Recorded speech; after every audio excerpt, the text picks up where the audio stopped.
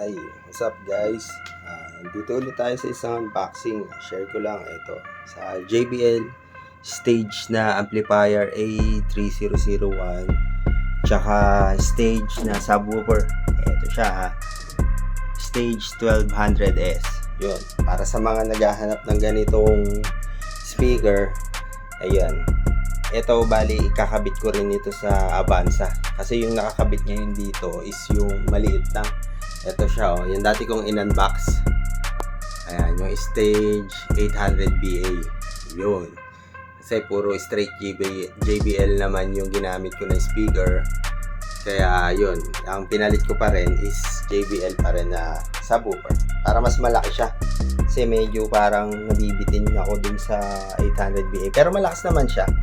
Kumbaga siguro pagkatagalan, kung medyo nasawa ka na sa ganung tunog, gusto mo rin ng mas malakas.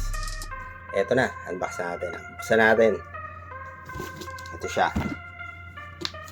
Ayan. Bali, ito yung box niya. Ayan siya. 600 watts yung maximum niya. Bali, yung ano pala to ha, 2 ohm to. 300 watts RMS. Kaya ito rin yung kinuha ko. Kasi compatible to dito sa ganitong subwoofer. Itong 1200S. Ito yung technical specification niya. Ayan, kung titingnan nyo, ayan, para sa mga naghahanap ng ganitong speaker. 180 watts siya sa 4 ohms. Pwede rin pala siya doon. Kaya, tsaka class D amp din to. Kaya okay na okay ito sa mga sa mga sasakyan natin. Kasi, hindi ito malakas kumain ng kuryente compared din sa mga class AB. Ito siya. Ayan, buksan na natin. Baka ng konti para makita ito siya. Ito yung mga niya, wire na kasama. Kung gusto nyo ng high input level, ibig sabihin dun sa mismong speaker nyo idediretso siya, hindi gagamit ng RCA. Ito siya. Ayan. So ayan siya. Ayan natin dyan. Tapos ito yung mga screw. Ayan, setup screw. Kung gusto nyo i-mount dun sa mga ilalim nung car seat nyo para mas madali. Tapos ito may kasama siyang fuse na 15 ampere. Ayan, 15 ampere. Dalawa yung kasama. Tsaka yung mga ayan, dalawa siya. Tsaka itong mga mounting siya para hindi mag-vibrate. Maiwasan yung vibration. Siya. Ayan. Para makita nyo lahat. Set siya, bali apat-apat siya. Ayan, sapat din yung mismo mounting niya. Pero ako kasi ang ginagamit ko lang is yung velcro na lang para kasi baka magkamali ka ng butas doon sa ilalim, may tamaan pang mga parts ng sasakyan like yung fuel line or yung ibang mga kuryente doon na dumadaan, mga linya sa aircon, sa mga ganun. Tapos ito, may kasama siyang JBL sticker tsaka manual. Ito siya. Ayan. Sa mga mahihilig sa sticker na katulad ko, ayan. Saya kasi pag naidikit mo siya, parang matutuwa ka talaga. Ayan, ito yung pinaka-amplifier. Ito siya. Dali natin. Ayan siya. Ngayon ko lang siya talaga bubuksan para makita natin lahat.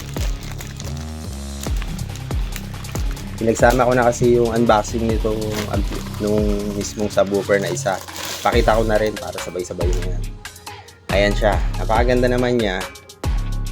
Ito siya yung specs niya. Input niya 12 volts, 30 ampere. Yan, by Harman din naman siya. Tsaka original naman to. Tapos ito yung mga input niya. Yung gain, pag-i-adjust nyo yung bass equalizer niya, low pass filter, phase. Tsaka yung phase niya.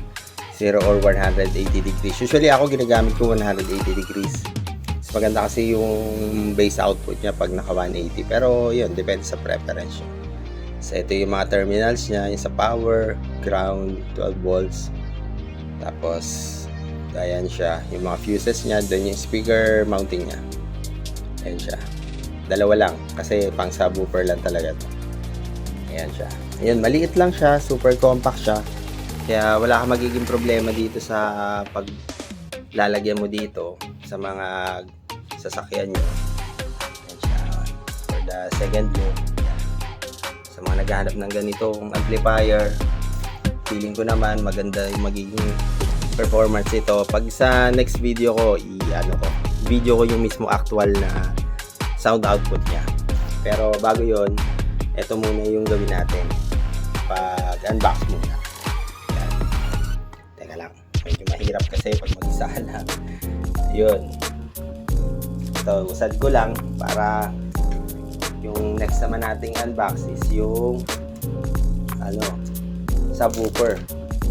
Kayo ba, kung may mga setup kayo, pa-share naman, tsaka yung mga tips nyo, kung anong ginagawa nyo pagka nag-DIY kayo, ano yung mga techniques nyo.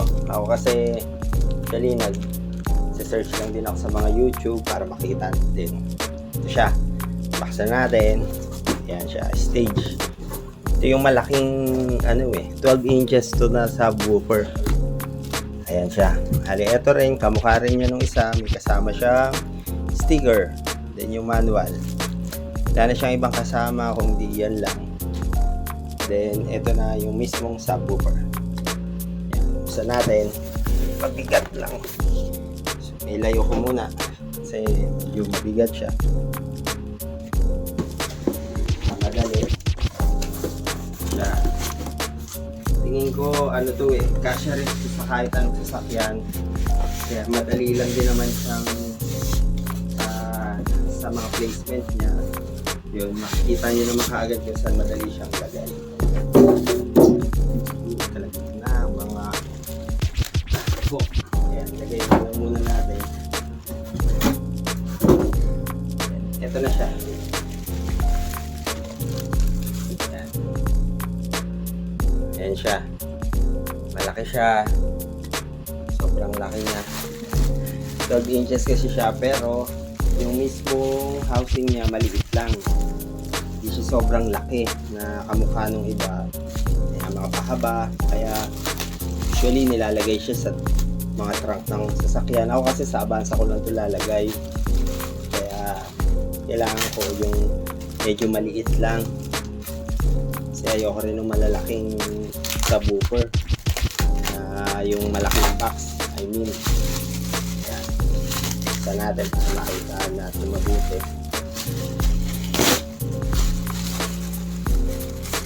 Ayan siya.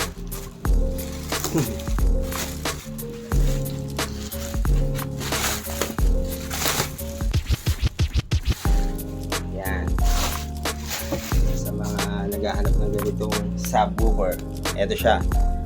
Siya na malaki siya. Malaki yung speaker niya kasi 12 inches siya. Kaya madali siyang sigurado maganda yung tunog niya. Yung bass niya, deep bass. Yan siya. Tapos may emblem din siya ng JBL sa mga fanatics ng JBL katulad ko. Yan siya. Ito yung likod niya. Ay, sorry. Ayan. 250 watts RMS, 1000 watts peak. Kaya tamang-tama lang. Mismong wattage siya. Hindi sigurado mahihirapan yung alternator nyo sa pag power up nitong ganitong classic speaker. Yan siya. Yun. Hindi ko pa kasi next time gagawa ko ng full review yung setup. Bali ang nakakabit kasi ngayon sa sasakyan namin, full JBL siya. Yun siya, oh. JBL Club SQ. Ayan.